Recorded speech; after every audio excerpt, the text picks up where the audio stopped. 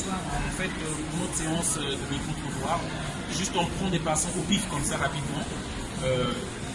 Pour la question que nous posons, parce que nous allons continuer cette rubrique, les raisons qui font que cette jeunesse africaine quitte l'Afrique. Afin que ce ne soit pas juste Donald qui le dise dans le métro, donc on prend des passants comme ça au pif, juste pour leur poser aussi cette question à leur tour, et ensemble avec vous, on va connaître un peu les impressions. Bonjour monsieur, bonsoir, pardon. Bonsoir. Et juste donc une question à vous poser, cette jeunesse qui prend la Méditerranée, cette jeunesse africaine qui quitte le continent, qui prend le risque, qui meurt dans la Méditerranée, qu'est-ce qui fait aujourd'hui les raisons, quelles sont les raisons qui font que cette jeunesse quitte leur continent et pourtant qu'on dit réputée riche? À votre avis, qu'est-ce qui se passe pour que cette jeunesse-là quitte ce continent et vienne au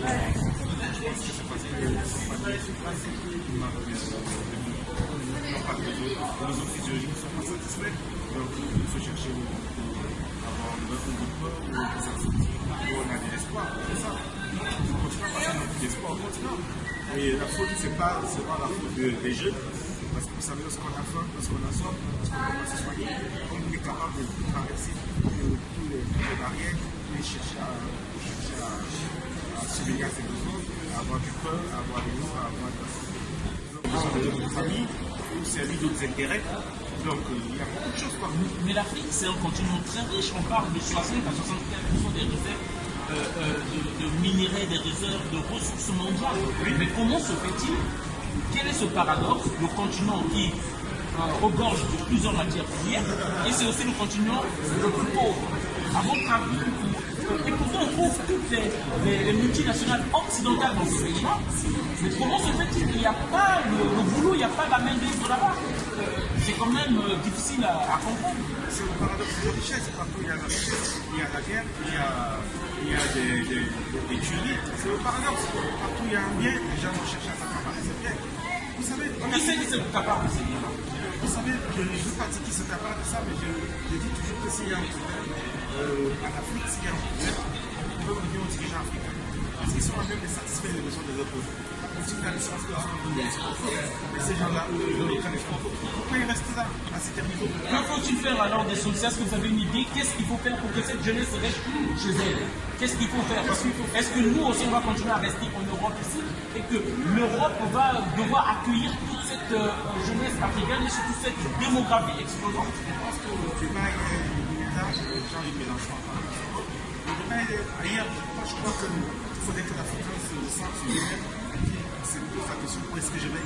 Dans ce monde où on parle de mondialisation, de capitalisme, de libéralisme, où est-ce que je vais? Quelle est ma part dans la société?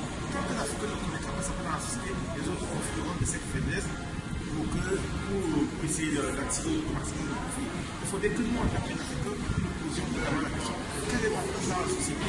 Est-ce que véritablement j'ai la place dans cette mondialisation? Si je l'ai, il faudrait que je l'assume, il faudrait qu'on me respecte.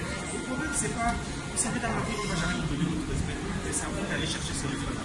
Est-ce que les jeunes Africains ou nos dirigeants cherchent à avoir ce respect ou cherchent peut-être à jouer le chien du maître? Il y a beaucoup de choses. Merci encore d'avoir intervenu sur notre chaîne de YouTube. Merci. C'est bon, merci. Donc voilà, on a pris des façons comme ça. Et voilà, ce sera gentil que vous partagez la vidéo. On est ensemble, merci. Madame, parce que c'est ici. D'accord, voilà. En fait, on fait un micro-trottoir. C'est une personne qui était au passage, hein, donc elle n'a rien à voir avec la politique. C'est juste une question qu'on pose par rapport au micro-trottoir, les raisons qui font que les Africains quittent leur continent. Donc j'aimerais savoir, madame, à votre avis, qu'est-ce que vous pensez? Pourquoi les Africains quittent leur continent et prennent le risque de prendre la Méditerranée? Il y a plusieurs raisons, mais maintenant, je dirais, au vu de la politique qu'il y a là-bas, le manque de moyens, certains se disent voir l'Europe, on va dire la France en particulier, comme l'Europe. Ils se disent peut-être qu'ici ça serait mieux, on vit mieux. Après, ça dépend tout à chacun. Parce que quand on arrive ici, certains ils croient bien que ce n'est pas l'Europe qui est rêvé. Après, il y a aussi d'autres problèmes en sous-marin qui font que voilà, on ne peut pas forcément parler d'autres choses, mais il y a beaucoup de problèmes si on peut dire ça. D'accord, pour terminer, parce que je ne veux pas vous retenir longtemps. Sachant que l'Afrique, c'est le continent où on dit pourvoyeur des matières premières. On parle de 75% des réserves mondiales de matières premières que l'Afrique a. Comment se fait-il quel est ce paradoxe qui fait que c'est aussi le continent qu'on dit le plus pauvre? À votre avis, qu'est-ce qui occasionne cette pauvreté? Qu'est-ce qui fait que... mais qui organise cette pauvreté? Est-ce que vous avez une idée d'où vient cette pauvreté? Pour ma part, et étant donné que l'homme n'est pas ordinateur, je dirais que c'est en grande partie de ce que je vois, de ce que j'analyse, de ce que je enseigne, c'est en grande partie apparemment à cause des multinationales. Justement, les matières premières et si nous on les exploitons, où est-ce qu'elles sont exploitées?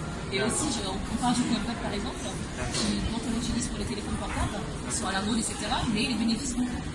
Et si on réfléchit, on fait le calcul, on voit très bien ce qui se passe. Merci déjà d'avoir répondu. Et juste pour terminer, on dit donc aussi, je résume, c'est les multinationales occidentales, parce que c'est elles qui sont présentes dans notre continent, qui font à ce qui occasionne le départ de cette jeunesse africaine vers l'Europe.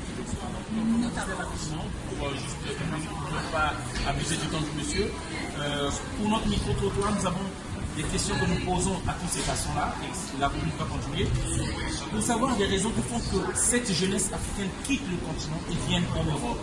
Donc on a eu un monsieur qui va nous répondre pour nous. À votre avis, monsieur, donc on voit une grande partie de la jeunesse africaine quitte le continent et à votre avis, qu'est-ce qui fait que cette jeunesse-là quitte leur continent et vient ici